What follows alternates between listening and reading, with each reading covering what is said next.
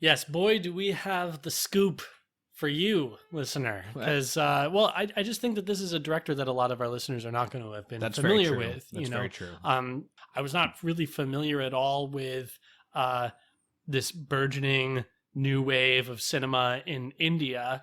Right. I know India has a very established cinematic industry, Right. and in a lot of different places in India. And Right. Well, all of so this, it's very regional. yeah. The Indian there's no like one big Indian film industry, it seems. Well, So what people will mostly be familiar with is Bollywood. right. So Bollywood is like basically they could otherwise be called like the Hindi film industry. And it's based on regions and languages basically. So there's like the Telugu Tollywood. Sometimes people will make, other Ollywoods. Sure. So this film would, if you're going to do an Ollywood, it would technically come out of Mollywood, which is the Malayalam film industry. And this film industry is based in the region of Kerala, which, as some of you may know, is the region where the majority of India's Catholics live, and the sort of historical Catholic population of India going back to, by tradition, the voyage that St. Thomas the Apostle made to evangelize India. And so there's some very ancient Indian Catholic communities, and it's actually a very like complicated religious history that they have because there were these St. Thomas Christians, and then the Portuguese came later on, and they were kind of trying to impose Latin Christianity on the St. Thomas Christians, and then that kind of led to certain schisms where some of them became kind of like, some of them took on kind of like a Syrian Orthodox tradition because there were some like ancient Syrian churches there, and so basically there was some of them are Orthodox. So this director's films are pretty much, they're all the films that I've seen by him are set in Indian Catholic or Orthodox communities, but sometimes it's hard to tell if it's Catholic or Orthodox. Like one of the other movies I watched by him, the priests are wearing vestments that look different, but they're revering some of the same saints, and it's not entirely clear, is this Catholic, is this Orthodox? But now, who is this director that we're talking about? The director is Lijo Pellissery, and he started his first feature film came out in 2010, so he's like a pretty young director, but he's one of the leading figures in what has been described as this Malayalam new wave. And the new wave, this is a term that's been used in music and films in various places and times, the French new wave in like the late 50s and 60s. And so there's this Malayalam new wave, and from what I understand, and this is mostly just from reading about it on Wikipedia, it is some of the distinguishing features of this new movement in the cinema of that region are that it's less superstar based. So this in recent times, the Malayalam film industry has been very dominated by superstars. Those are the people who are sort of deciding what films get made. Now it's moving in a direction that, at least a part of it is moving in a direction that's much more director based. And there's a lot more new actors. There's a lot more realism. There's also differences in subject matter. Like you could say that it's becoming more liberal, not in an ideological sense, but in the sense of like what is breaking conventions of what sorts of things are depicted, whether it means like everyday situations or maybe situations that are a little bit more fraught with, the way that women are depicted, the way that women are allowed to talk in movies, things like that. But what I've also read is that it's very rooted in the Malayalam culture, and like the films are rooted in very specific regions and cities and things like that. And then also like a level of stylistic experimentation and kind of like an art house sensibility, which I haven't seen any of the other films from this Malayalam new wave besides those of this director, but I've watched, I think, like 5 of his movies, and all of them are, have kind of this sensibility to them to varying degrees. So that's kind of this scene that this guy is a leading figure in. And TRN / when he requested we watch this movie Ima Yao, he mentioned a Catholic element to it, and I sort of assumed that this director was Catholic. Now I understand that's not actually the case. He said in interviews that he's not really religious, but that he had a Christian upbringing, that he is spiritual, and he believes in a designer, of the universe. So I don't know if that means he was raised Catholic or just some other form of Christianity, but nonetheless, he's making films that are rooted in this region. Like I said, all of his films are sort of set in a Catholic or Orthodox type community. And not only that, but even though religion is in the background of some of his films, not so much a part of the main plot, a number of his films will begin with like an epigraph. Yeah, I can never remember the word. They'll begin with like a text, like a quote from scripture. 2 or 3 of his films that I've seen do this, or his last 2 films that I saw, his most recent 2 films, they begin with just like "Thank God" on the screen at the beginning, just like a thanksgiving to God, and often somebody will quote scripture in the films at some point. So well, this is something that an Indian friend of mine remarked to me once about Indian culture. Now, I don't know where in India his family is from, but one thing he did say is that there is like more of how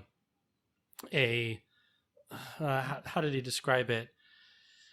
There's less hang-ups about definitions and things being like clear cut.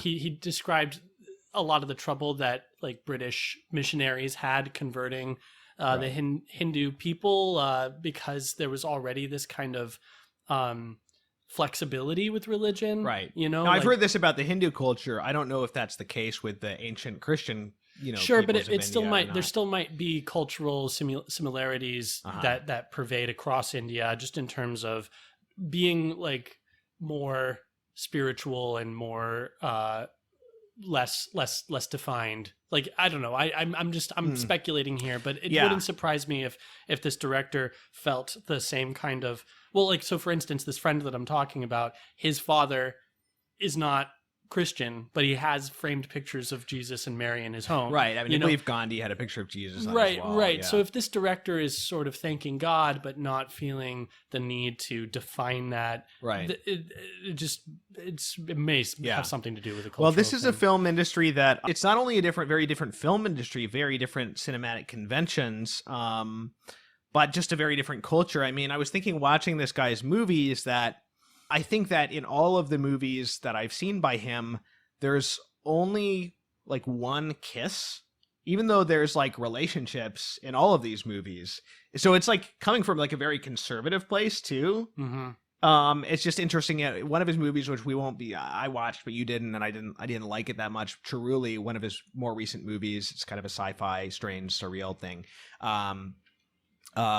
That one I read, that has quite a bit of profanity in it compared to the other ones. And I read that was like kind of controversial, and it was taking a lot of heat in India for that. So like, that's very interesting in itself. Sure. You know what I mean? It's just a very, very, very different society from ours, very different values. Yeah. Well, I also haven't, I don't think I've seen a single Bollywood film, although the impression I have is that it's characterized by a kind of kitsch or campiness, a kind of exaggeration. A lot of them are musicals, yeah. and this is true of some of his earlier films, even though he's Pellissery's earlier films, even though he's not a Bollywood director. Right. I think that's part of Indian cinema in general. The musical aspect to it. Yeah, but here, watching these 3 films, I was really reminded of Italian neorealism. Basically, there's a closeness to the people on the streets, that feels very almost documentarian. Yeah. It feels very real to life, very naturalized, and yet I also thought neorealism because I also thought about Fellini. Yeah. Because his films also have this heightened quality, sometimes even a fantastic quality that to me was very reminiscent of Fellini. Yeah. No, I mean, there's a certain realism. There's like we mentioned the lack of like superstar, ism in these films, and that definitely comes across. There's some actors that he uses over and over again in his films. But even the actors, when you first are introduced to them, they give the impression almost of being non-actors. That's right.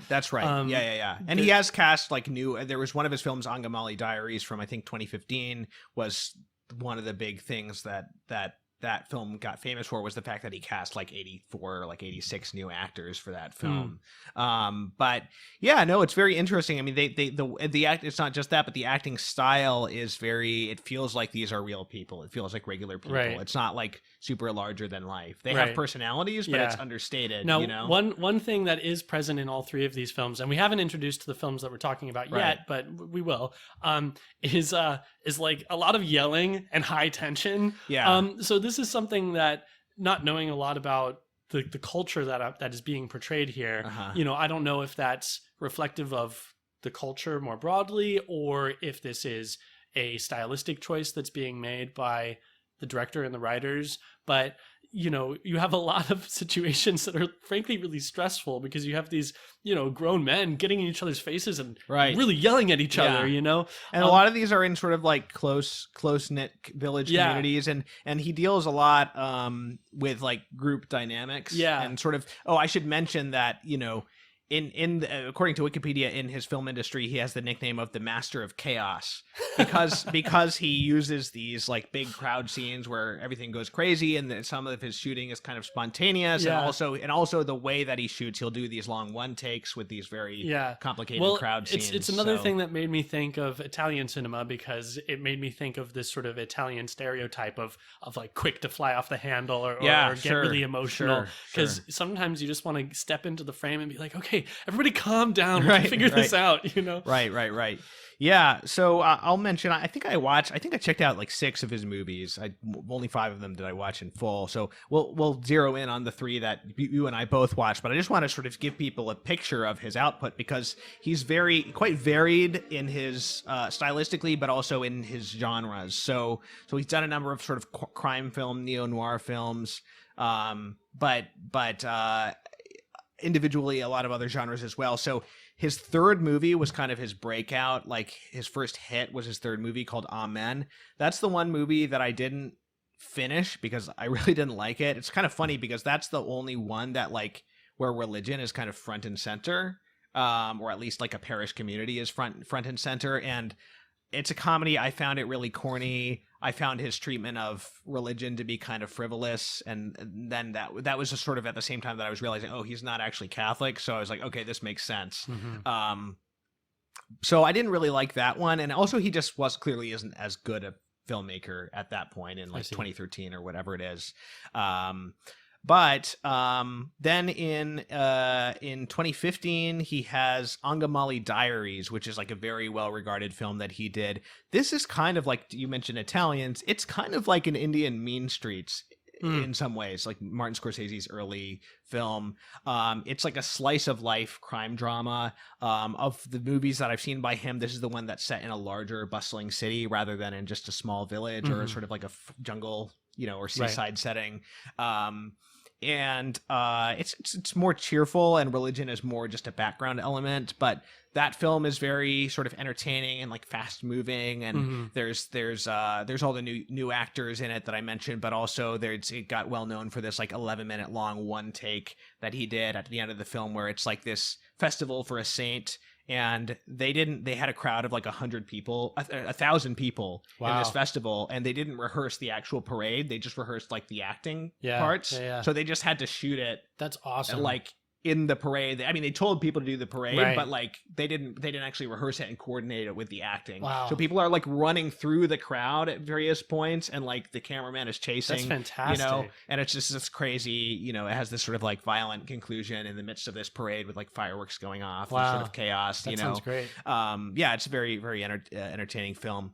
And then I don't know if I'll get all the order right, but then so he has Ima Yao, which is the film that our listener requested, and Ima Yao is a much quieter film, and it's about basically about this small Latin Catholic community, this village, and this guy's father dies, and he's trying to like get together a fancy funeral for his father, and then there's Jallikattu, I think, is the follow-up to that, if I'm not mistaken. Jallikattu is much more fast-paced. And it is a very, very, very fun movie about an escaped bull that starts rampaging through this village and all the havoc that it brings out in the lives of these villagers. And then the next one that I watched is Cerulli. Cerulli I didn't love that much. I mean, it was stylistically interesting. It's kind of a surreal sci-fi, weird, esoterically spiritual thing. I just thought it was kind of odd. I didn't think it had much of a point to it. And then his most recent movie, which you watched as well, is I have to read the Indian title. Nanpakal Neratu Mayakam, which is on Netflix as Like an Afternoon Dream. Yeah. So that's the English translation of the title. Angamali Diaries is also on Netflix. I will mention a lot of these films are pretty easy to find if you're in the US. Some of them, like Imayao, are on YouTube with English subtitles. A couple of them are on Netflix. Jallikattu is on Amazon Prime. Sometimes you have to like make sure you're watching the original Malayalam language version because there's all these different dubs. There's like a Hindi dub of certain movies and stuff. So there's multiple dubs of Jallikattu on Amazon for example. But so yeah, I mean he's got quite a bit of variety, and this most recent film that he's done is also a very low key, quiet film and kind of a surreal, dreamlike drama. So he's done quite a lot of different things. Some of his movies have more action, some of them are very slow, and they all have a sort of art house sensibility to it.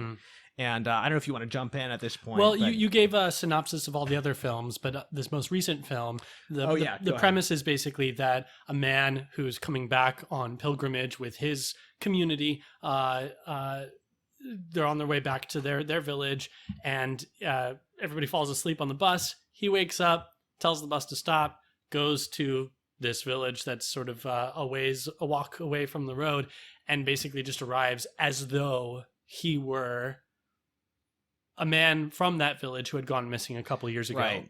And he's able to say things that only this man would know, memories that only this man would have. But he doesn't look like him. He doesn't look like him, and freaked out. Everybody's freaked out. And then, of course, everybody in the bus wakes up and goes, "Where is this guy?" They go to find his name is James. They go to find James, and then the drama unfolds. Basically, right. The through line with all of his movies is that pretty much without exception, they just keep me watching, no matter how slow or action-packed or not action-packed they are. There's something about his style, and I think it has a lot to do with pacing. You know, I'm not a filmmaker, I'm not an editor, I don't know how to describe this in technical terms, but there's something about the pacing of his films, whether he's doing fast cuts or letting you take in an image or a scene for a longer time. It just sort of keeps you going. And what's interesting about it is it's not done in the way that, you know, a Hollywood entertainment piece would normally do it, which is by sort of like throwing something at you to shock you, or to like, I don't know, just to grab you, some like little bit of like injected energy or drama. I mean, there are moments like that, but somehow it feels more organic, and it feels less like, let's do this so that to keep people on the hook.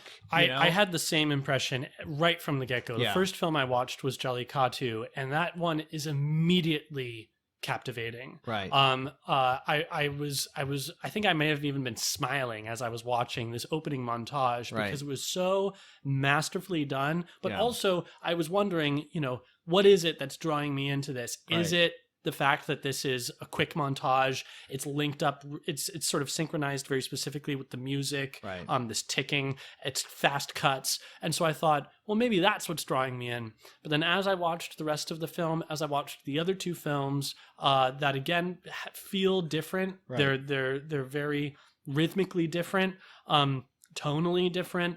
I began to realize that no, this is just a mark of this director. And I also am not totally sure what it is. I know it does have to do with the pacing. Right. It does have to do with the editing, but pacing is probably the best way to put it because it also has to do with the writing. It's about the way information, the pace at which information is conveyed, where we're spending our time and with whom. You know, sometimes it's a little sort of side bar with some characters that isn't driving the narrative forward, but it's an interesting sidebar with two sort of side characters that is going to help give more flavor to the world or the events of the story that are unfolding. I think that, though I can't name specifically what it is with confidence, I think I can say it's because of craft. I think that when I first started watching Jallikattu, it was like having a breath of fresh air. The word that came to mind was vital. It just felt so alive. The acting and the camera and the writing, everything felt so vital and alive with creativity and energy. I just kind of felt like, wow, this must be what it's like to watch a cinematic culture that's not dead. I just have the impression of, an auteur director, an artist who really respects the craft, and is a real student of it. And I don't know that we really have many of those left in mainstream Western cinema. Well, that's another of the interesting things, is that these are mainstream films in their region, and he's been successful with a number of them. So there are these art house gestures, and some of them are more or less esoteric, but they're very accessible. It's clear that these are films that can appeal to a popular audience, and so it just sort of made me feel nostalgic for a film culture that's really, really vital and alive. And I was just really pleased that not only was that sort of that energy carried through Jallikattu beyond that opening exciting montage, which, by the way, I'll definitely recommend to anybody if you're going to just see one of these films. Maybe watch that one, because it just pulls you in right away, and you'll just have a great time. But that same vital energy was present in all three of these films, and if I recommend Jallikattu first, it's not because I necessarily liked it the best of the three, but because the other two, I think they are a little quieter, they're less action packed, and maybe Jallikattu, because it just moves forward with this this stampeding momentum as this bull is running amok. You really don't have time to get hung up on the cultural differences. There is a certain degree of just being aware that I am losing some things in translation, that there's a lot going on in these films that I'm not picking up on because I'm not hip to the cultural. And some of the subtitles on the English subtitles on Imayao on YouTube are like not even grammatically correct. Sure. Always. So the translations might not. But I'm aware with all of these films that there are things that I'm missing. But I think Jallikattu, there's not really a whole lot of time to be dwelling on that, and it just pushes forward, and you just have a great time. And then by then you can go approach these other films, I think, just a lot more confident and also feeling more sort of familiar with this world. Totally. And if just to say one more thing about his films in general, is that with all of them, without exception, even the ones that I didn't like as much, I really never had any idea what was going to happen next. Yes. From like the beginning of the film to the very end. Yeah. But this isn't like a twisty director, so it's more that just there's this organic flow, and you just don't know what's going to happen. You know? And again, I think that has to do with craft. I think that has to do with the writing. I think that has to do with the cinematography, the way it's filmed. I think that it's not pulling cheap tricks to be like, oh my goodness, I never saw that coming. It's just keeping you on your feet. There's a kind of spontaneity and an originality that is, I think, characteristic of good storytelling. So this is it's just really exciting. It makes me really want to become more acquainted with other Indian directors and what's going on in this scene, because these films they're great. They're really awesome, and I have a lot of hope for the future of cinema watching these films. Yeah.